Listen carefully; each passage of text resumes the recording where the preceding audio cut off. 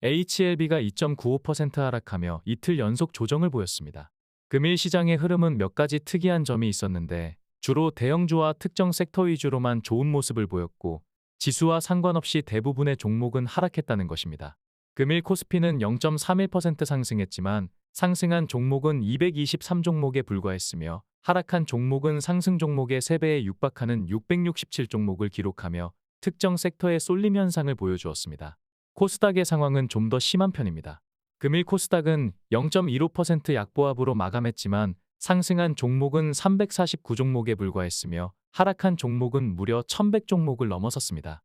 코스피를 섹터별로 살펴보면 테슬라의 급등으로 인한 2차전지 관련주와 삼성전자를 위시한 전기전자 업종 등 특정 섹터만 상승했을 뿐이고 대부분의 업종은 큰 폭의 조정을 보여주었습니다.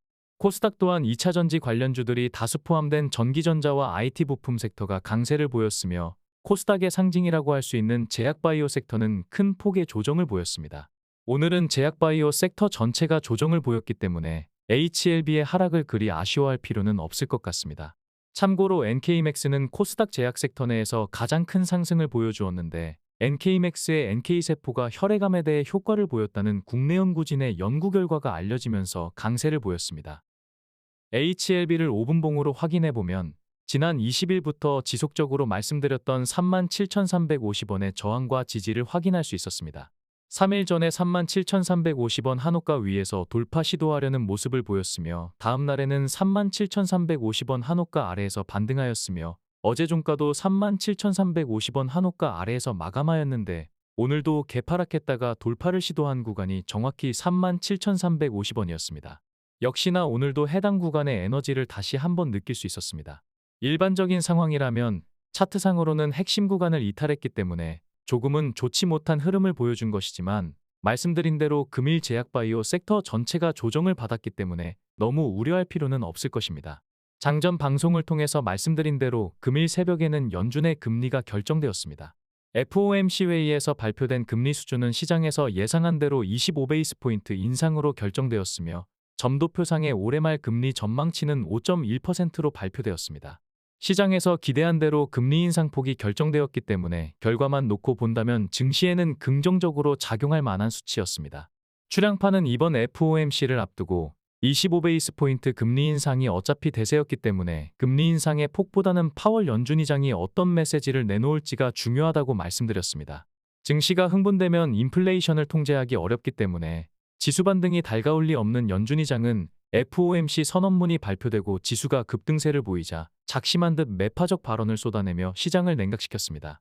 은행권의 위기로 금리 인상 중단에 대해 고려하기도 했었지만 인플레이션을 잡는 게 더 중요하다라고 말하며 차기 FOMC에서 금리 인상이 중단될 수도 있지 않을까 하는 시장의 기대감을 꺾는 발언을 하기도 했습니다. 또한 은행권의 위기로 대출 요건이 더 엄격해진다면 거시경제에 악영향을 줄 수 있다라고 발언을 하며 시스템 위기는 아니지만 은행권의 파생적인 문제로 인해 경기 침체가 올 수도 있다는 발언을 하며 불안감을 조성하기도 하였습니다. 연준 의장의 이러한 매파적 발언이 나오자 미증시는 급락으로 전환하였으며 낙폭을 회복하지 못하고 마감하게 되었습니다.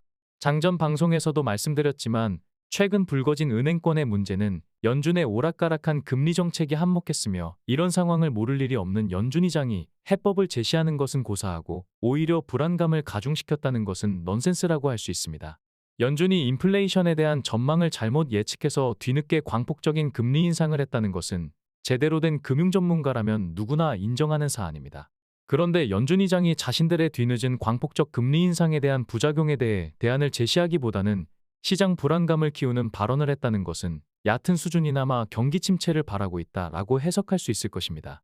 연준은 물가를 잡는 것이 거시경제를 위한 최우선 과제가 될 것이고 현재 상황에서는 경기가 과열되면 물가가 통제하기 어려운 수준으로 전개될 수 있기 때문에 자신의 발언이 몰고 올 파장을 알면서도 고육지책을 쓴 것이라고 말씀드렸는데 장전에도 언급했듯이 출향파가 생각하는 연준 의장의 매파적 발언은 단기적으로 시장을 흔들 수는 있지만 대세적으로 영향을 줄 만큼 부정적이지는 않을 것이다 라고 평가하고 있습니다.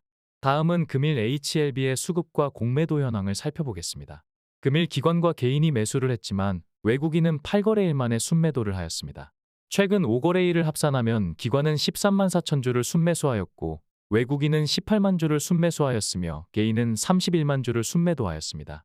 이틀 전에 공매도 비중이 2.57%라는 다소 의외의 수치를 보였다가 어제는 소폭 상승했지만 오늘같이 제약바이오주가 약세를 보였음에도 공매도 세력은 4.61%라는 소극적인 모습을 보여주었습니다.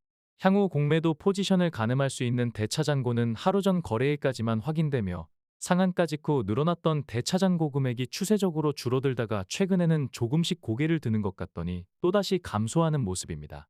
공매도 잔고 수량은 이거래일 전까지만 확인되며 상한가 이후 급속히 하락했다가 잠시 반등했지만 여전히 적극적으로 공세를 펼치지는 못하고 있습니다. 오늘의 HLB를 총평하자면 HLB만 하락하며 핵심 라인을 이탈했다면 우려가 되겠지만 순환매로 인해 섹터 전체가 조정을 받았을 때는 크게 염려할 필요는 없을 것입니다. 다만 37,350원이 핵심적인 변곡점이기 때문에 빠른 시일 내에 돌파하는 모습을 보여줘야 할 것입니다. HLB에서 대상승이 나오면 장중에 유튜브 커뮤니티로 대응 방안을 안내드릴 예정입니다. 출양파 유튜브를 구독하거나 알림을 설정해 두시면 출양파의 장중 메시지를 신속하게 수신하실 수 있을 것이니 참고하시기 바랍니다. 이상으로 금일 방송을 마치겠습니다.